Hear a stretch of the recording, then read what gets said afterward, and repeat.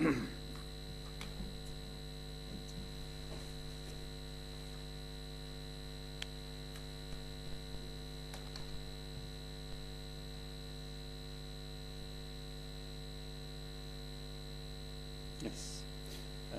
Good afternoon, my chairman and my colleagues. That's my topics, locket facet. And presentation plan is here. That's using in algorithm, but this algorithm is not universal. This is the oldest algorithm. I haven't this algorithm in my practice. I will talk about this. As you know, there is no consensus, or we haven't evidence-based medicine high literature about this. The optimal approaches and treatments of locket facet remains a controversial topics, as you know, no consensus. But our topics is minimal invasive surgery. What can we say about this? Yeah, there is a little lecture about this in the literature.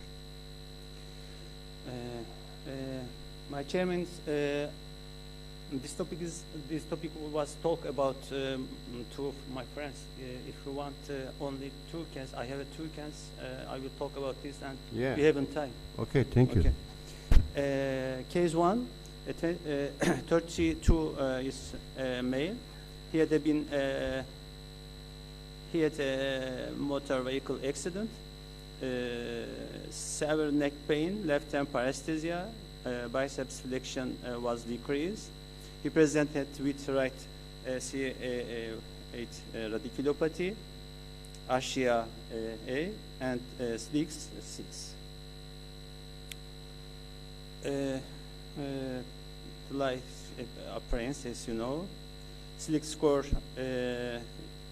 I said that before, 6.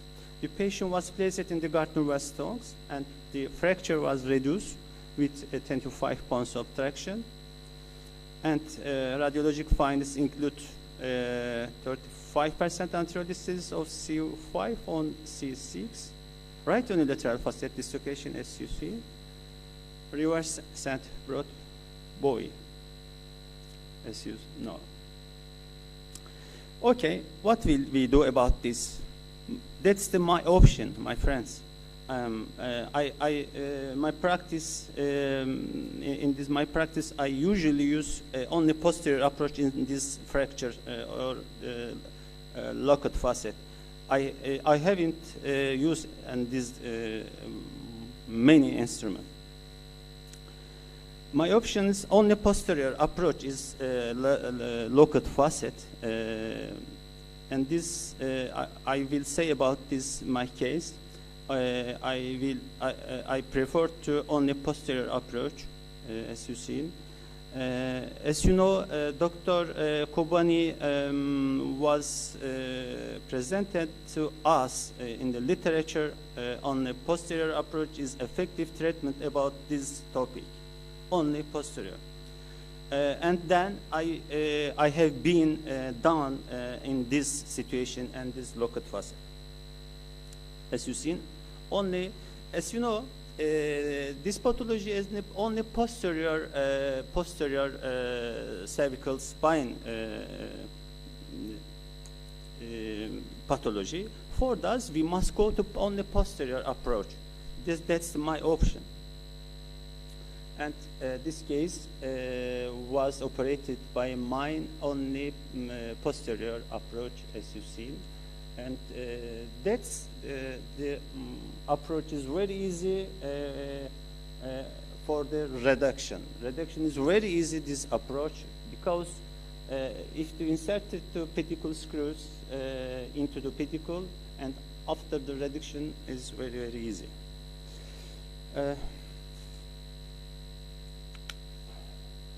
I must go very, very fast because we haven't time.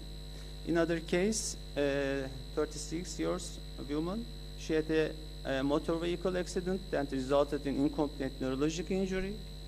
Her initial imaging study revealed a T5-6 right bilateral facet fracture and subluxation. She was placed in the retraction, and her neurological status was diastasis. Sorry? Right.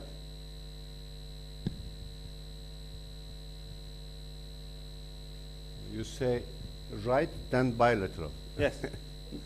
Sorry. Right Excuse me. and left. Yes, bilaterally. Bilateral. And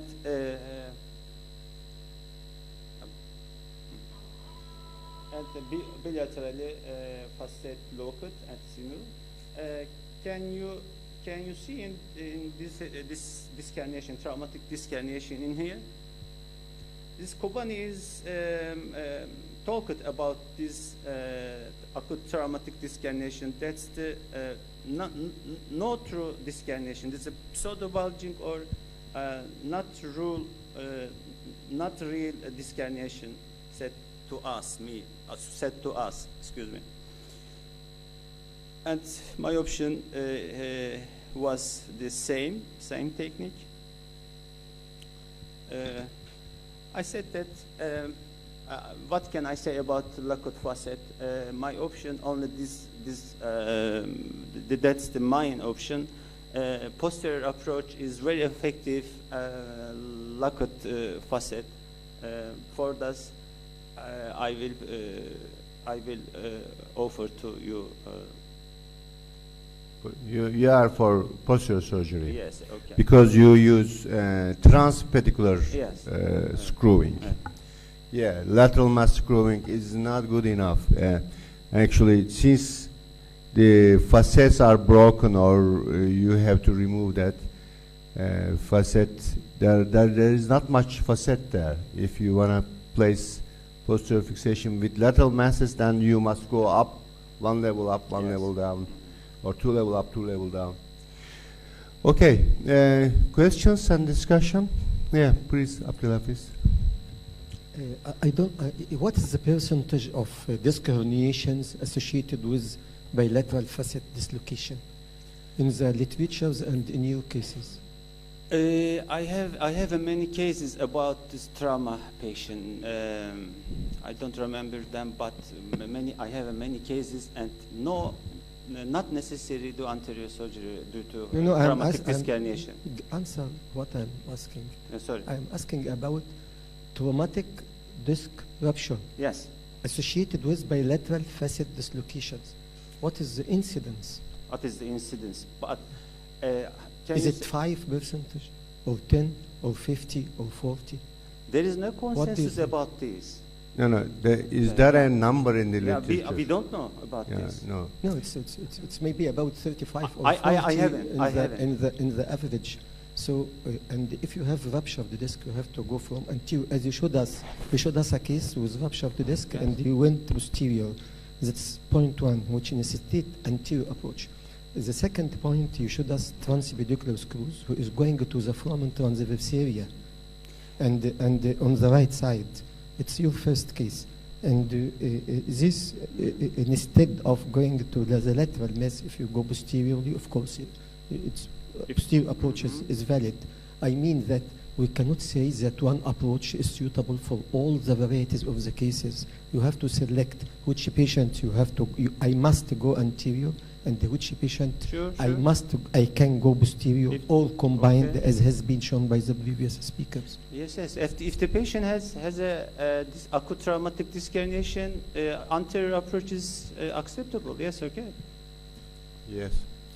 Rahim Zadeh? I read a paper recently that just the number of the cases with what had locked facet syndrome, and after posterior surgery has disc has caused some problem, is not more than fingers of one hand, and it is overemphasized. Really, it is just said that the literature is, the papers has overemphasized. And one paper said that there has been one paper that the first one just has said that I have had this. It is correct that we have to go, if we see a disc there, we go. As the doctor said, it's pseudodisc, and it is not, it is a disc bulging, and the annulus Yes. is, the posterior longitudinal ligament is probably is intact.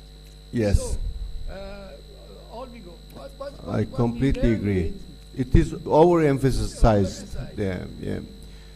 But he has shown a case that he has found, Erkan has found a case with disc herniation. Yeah. I don't know. Actually, it is for sure that this is a very unstable fracture dislocation, and the disc is also ruptured. Can we differentiate that a real disc herniation going or migrating somewhere else from that dislocation? It is, yeah, I believe that. What do you think about that? Is it overemphasized that there is a disc herniation after bilateral facet dislocations? Yeah, What happened? Too much? There is no number in the literature. yes, yeah, I see a lot of cases of like this. The case, the lady, law school, she healed very well after operation. So we must be very careful about this. We should spend time on the surgery. So this disc was like 2 centimeters, a huge hard piece. So I saw many cases like this. So we should be careful. We cannot jeopardize the patient. So we should go anteriorly if there is a disc. Yes. Thanos will say something. I believe that with a careful observation of MRI, we have a clear way where to go and where not. And if there is even a tiny suspicion that there is something compressing from anterior, then we can add in our posterior approach and the anterior approach. And, I mean, the logic says, the mind says that where's the compression, you go there. Where's the problem, you go there. For that reason, recently I'm for to make reduction and decompression and fixation from anterior only. I was doing similar thing. I have also a small series about 540 degree of surgery in bilateral facet dislocations.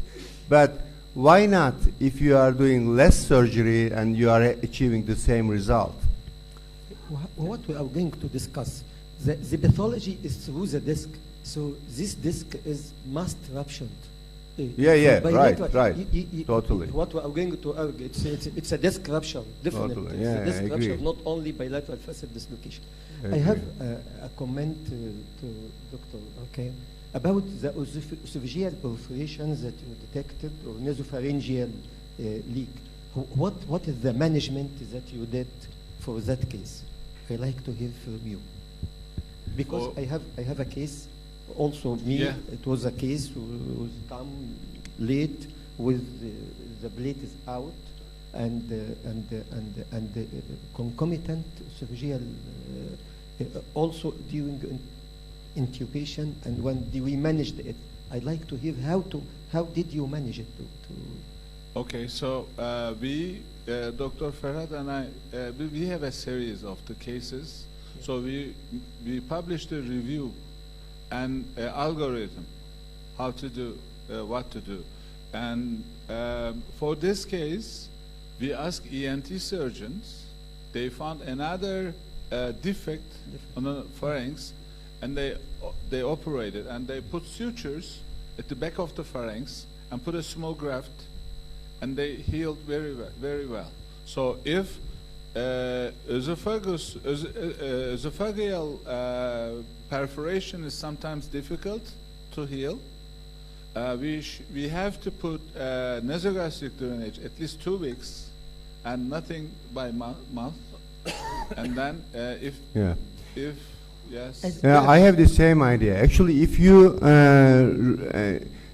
can realize during the surgery that it is not infected yet,